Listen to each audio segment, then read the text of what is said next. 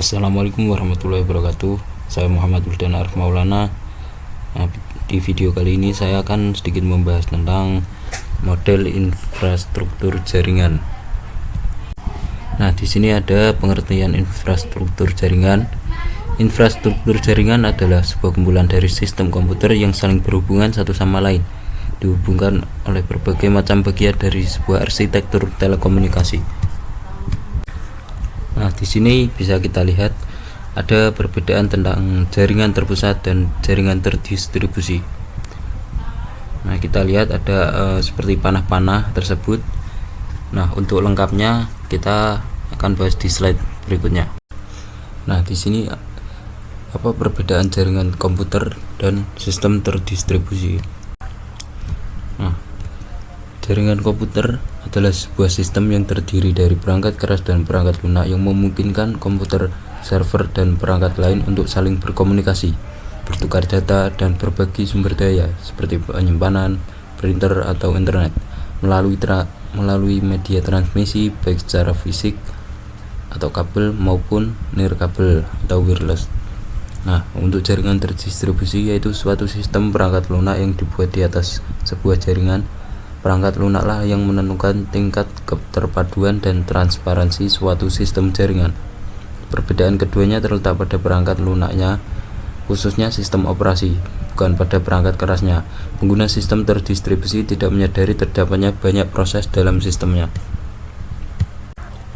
Nah, di sini untuk jaringan komputer, masing-masing node atau workstation pada metode peer-to-peer tidak membutuhkan komputer server khusus untuk menangani seluruh pekerjaan. Antar node bisa saling bertukar file atau resource yang dimiliki sesuai keinginan atau permission yang diatur pemilik komputer. Nah, untuk jaringan terdistribusi, masing-masing terminal membutuhkan host atau komputer utama untuk dapat aktif melakukan pekerjaan dan berkomunikasi dengan terminal lain.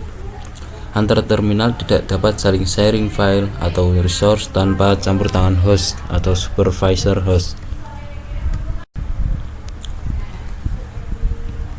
Nah, untuk jaringan komputer, masing-masing user di setiap workstation atau klien sadar betul akan proses yang sedang terjadi apabila ia meminta layanan atau mengirimkan data ke server. User secara eksplisit atau nyata harus login pada server.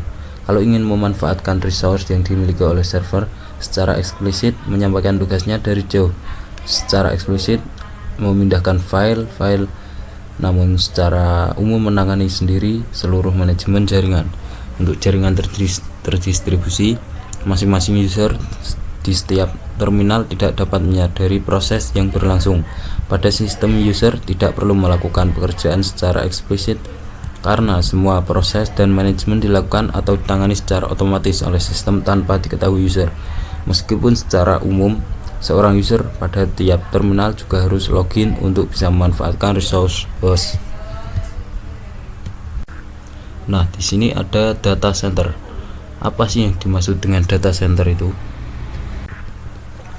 Data center adalah sebuah fasilitas yang dimanfaatkan atau dikelola untuk kebutuhan sistem dan komponen-komponen komputer, seperti penyimpanan data atau database dan telekomunikasi. Hal yang perlu diperhatikan dalam mengolah data center adalah listrik, keamanan pemrosesan, suhu ruangan, dan lain-lain. Nah, di sini ada pembagian jaringan, terutama yang pertama ada PAN atau Personal Area Network, jaringan yang menghubungkan perangkat elektronik di sekitar pengguna dalam jarak yang sangat dekat, yaitu beberapa sentimeter hingga beberapa meter. Contoh di sini ada Bluetooth. Nah, yang kedua ada LAN atau Local Area Network, yaitu jaringan komputer yang menghubungkan beberapa perangkat dalam area yang terbatas seperti kantor, sekolah, atau rumah.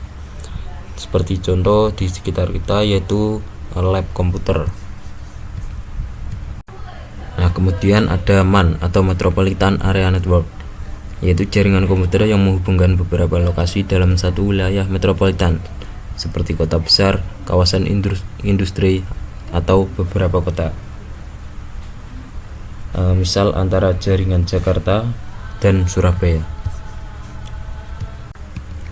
Kemudian yang terakhir ada WAN atau Wide Area Network, yaitu jaringan komputer yang menghubungkan beberapa jaringan lokal atau LAN dalam area yang luas seperti kota, negara, bahkan benua, misal antar jaringan Indonesia dan Australia.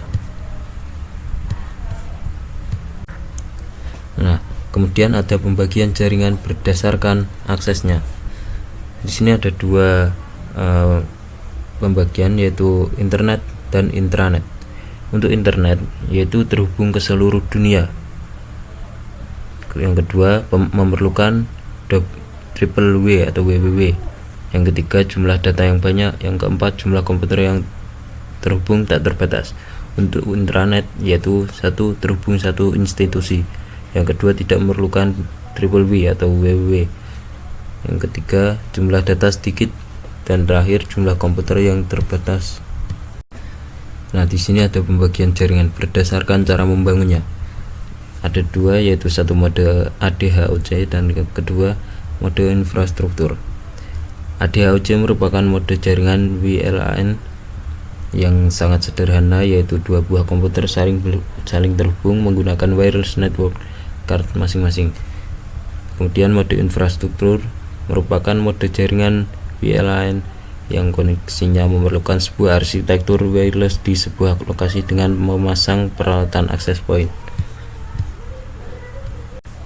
Nah, kemudian di sini ada topologi jaringan, yaitu ada 6.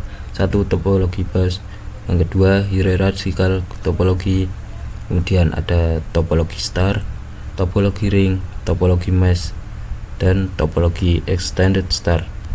Nah, untuk pengertian dan kekurangan maupun kelebihnya kalian bisa sharing-sharing di Google, YouTube, dan lainnya. Nah, di sini ada pembagian jaringan berdasarkan penggunaan kabel, yaitu ada dua, wired network dan wireless network. Yaitu wired network berkabel, contoh modem, dan untuk wireless network atau nirkabel, contoh WiFi dan Bluetooth. Nah, di sini juga ada jaringan berdasarkan siarannya atau castingnya. Yang pertama ada kelas unicast 1:1, kelas ABC transport TCP and UDP. Yang kedua ada host all 1S transport UDP only atau broadcast 1 ke semua. Yang terakhir ada kelas D transport UDP only atau multicast, jadi 1 ke grup. Nah, jadi kesimpulannya yaitu jaringan komputer memiliki berbagai klasifikasi yang pada dasarnya digunakan untuk memudahkan kita dalam memperoleh berbagai informasi. Kemudian dalam penerapannya terdapat beberapa jenis topologi antara lain bus, ring, star, tree, dan mesh. Nah, thank you very much. Terima kasih untuk semuanya. Mohon maaf bila ada kesalahan, kekurangan maupun kurang ketepatan dalam menyampaikan informasi. Saya Muhammad Budan Arif Maulana izin mengakhiri. Wassalamualaikum warahmatullahi wabarakatuh.